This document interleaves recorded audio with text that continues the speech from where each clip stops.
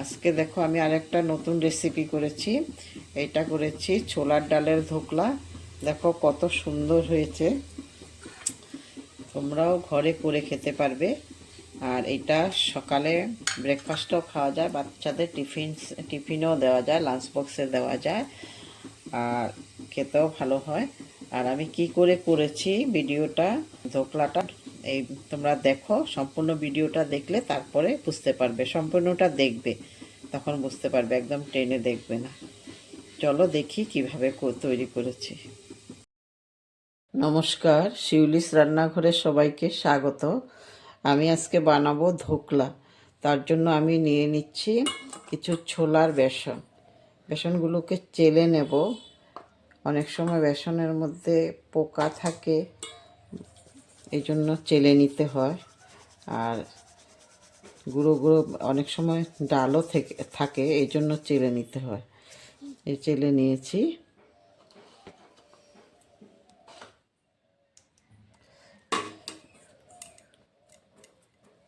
এক কাপ নিয়েছি আমি, আর একটু দেব, আর এক কাপও দেবো এটার মধ্যে। এই যে আর এক কাপও নিয়ে নিয়েছি। এখন এগুলোকেও চেলে নেব। প্রথমেই দিয়ে দিচ্ছি নুন, পরিমাণ মতো নুন দিয়ে দিচ্ছি। আর দিয়ে দিচ্ছি হলুদ, হলুদের গুঁড়ো দিয়ে দিচ্ছি। তারপরে দিচ্ছি আদা কুচনো, কুচনো মানে আমি গ্রাইন্ড করে নিয়েছিলাম। আর দিয়ে দিচ্ছি লঙ্কা, লঙ্কাও ছোট ছোট করে কেটে নিয়েছি, লঙ্কাও দিয়ে দিচ্ছি। তার সঙ্গে দিয়ে দিচ্ছি আমি পাতিলেবুর রস। এবার আমি এগুলোকে আস্তে আস্তে করে একটু একটু করে জল দিয়ে তারপরে ব্যাটারটা বানাবো। একসঙ্গে তোমরা জল দেবে না, একসঙ্গে জল দিলে হবে না, আস্তে আস্তে করে দিতে হবে। এইভাবে আস্তে আস্তে করে দিয়ে ব্যাটারটা তৈরি করতে হবে। একসঙ্গে একদম জল দেবে না, একসঙ্গে জল দিলে পাতলা হয়ে যেতে পারে, বেশি পাতলা হলে আবার হবে না।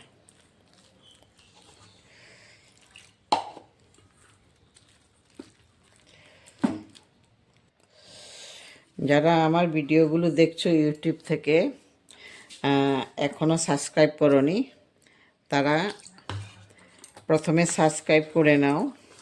আর পাশে থাকা বেল আইকনটাও তোমরা প্রেস করে দেবে, তখন তোমরা আমি ভিডিও দেওয়ার সঙ্গে সঙ্গে তোমাদের কাছে নোটিফিকেশন চলে যাবে। আর আমার ভিডিওগুলো ভালো লাগলে অবশ্যই একটা করে লাইক আর শেয়ার করবে, আর কমেন্ট করতে একদম ভুলবে না। এই দেখো আমি জল দিয়েছি, আর একটু জল লাগবে, আর একটু জল লাগবে। আর যারা ফেসবুক থেকে দেখছো, তারাও আমার চ্যানেলটা ফলো বাটনটা প্রেস করে দেবে, আর একটা করে লাইক আর শেয়ার অবশ্যই করবে।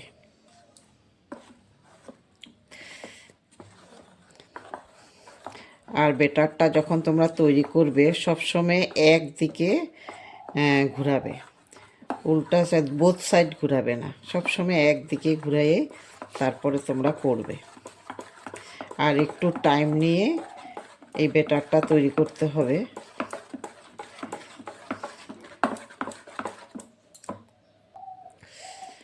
ব্যাটারটা একটু টাইম তোমরা ফেটাবে,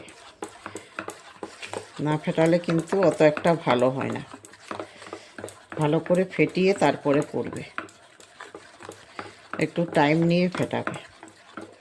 আর সবসময় একদিকেই ঘোরাবে, এইদিকে ঘোরাচ্ছ তো আবার উল্টা দিকে ঘোরাবে না, সবসময় একদিকে ঘোরাবে।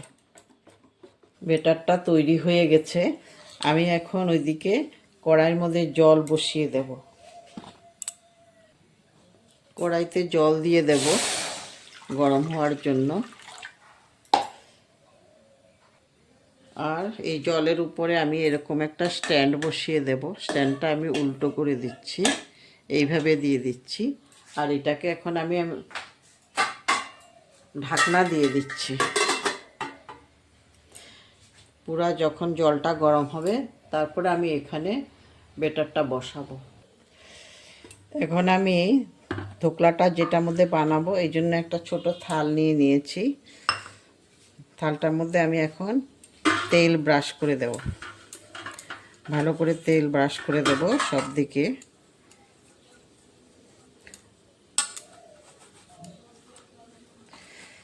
এটা তোমরা টিফিনেও খেতে পারো, সকালবেলা ব্রেকফাস্টও খেতে পারো, বাচ্চারাও খুব ভালোবাসে এটা, বাচ্চাদেরকেও লাঞ্চ বক্সে দিতে পারো। এগুলো হয়ে গেছে এটা।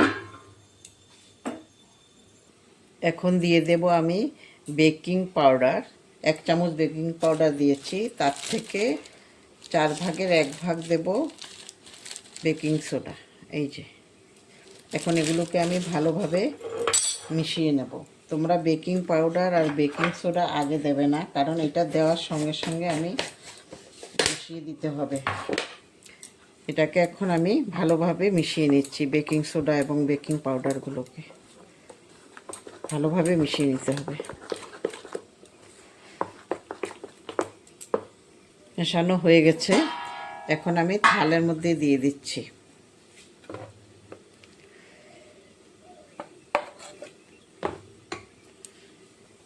থালে নেওয়া হয়ে গেছে, ওইদিকে আমার জলও গরম হয়ে গেছে। এখন আমি এটা ওখানে বসিয়ে দেব।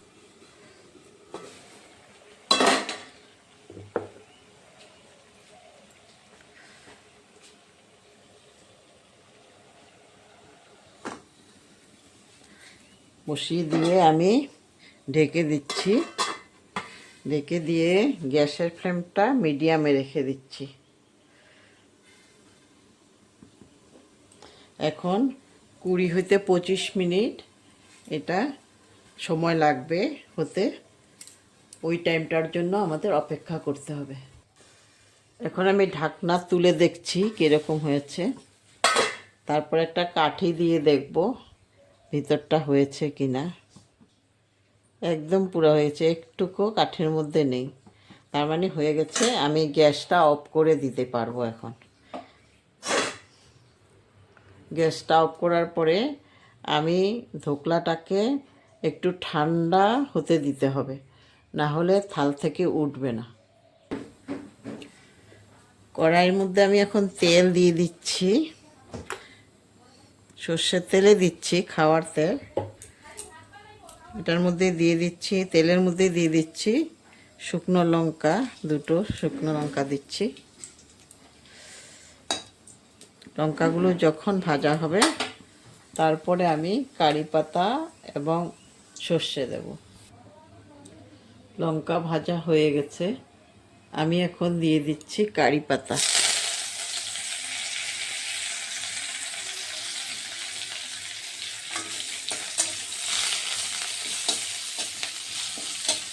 কারি পাতাগুলো একটু হয়ে গেলে আমি দিয়ে দেব সর্ষে।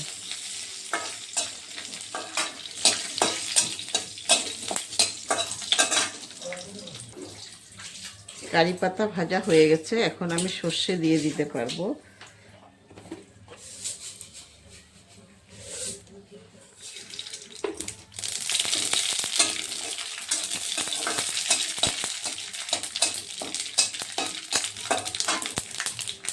তারপরে দিয়ে দিচ্ছি জল।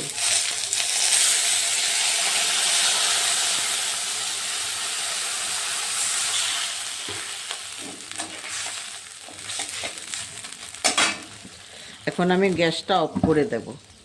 জলটা যখন ঠান্ডা হবে, একটু একদম ঠান্ডা না আর একেবারে গরমও দিতে পারবো না, এই জন্য গ্যাসটা অফ করে দিয়েছি। একটু পরে আমি এগুলো ঠান্ডা একটু হতে হবে, তারপরে দেব।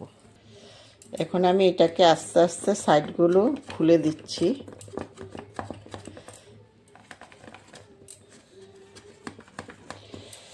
এইভাবে তোমরা চাকু দিয়ে সাইডগুলো খুলে দেবে, তারপরে এইভাবে সাইজ করে করে কেটে নেবে।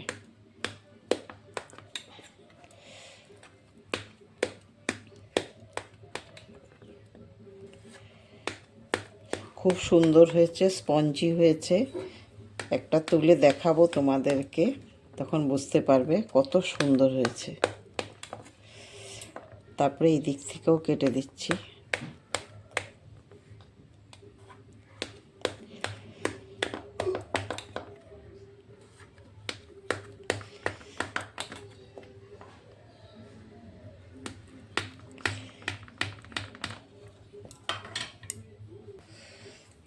এখন আমি আস্তে আস্তে এই জল আর তেলগুলো দিয়ে দিতে পারবো। এই যে তোমরা একদম গরম গরম দেবে না, ঠান্ডা করে দেবে, গরম দিলে ভালো হবে না।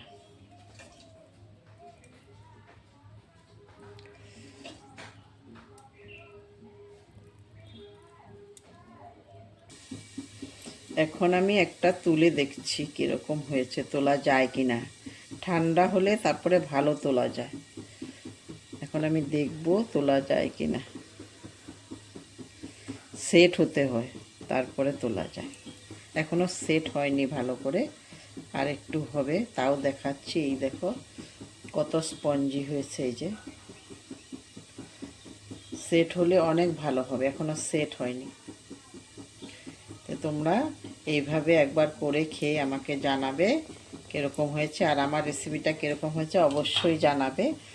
আর যে যেখান থেকে দেখছো আমার চ্যানেলটা ইউটিউব থেকে যারা দেখছো তারা অবশ্যই সাবস্ক্রাইব করবে, আর পাশে থাকা বেল আইকনটা প্রেস করে দেবে।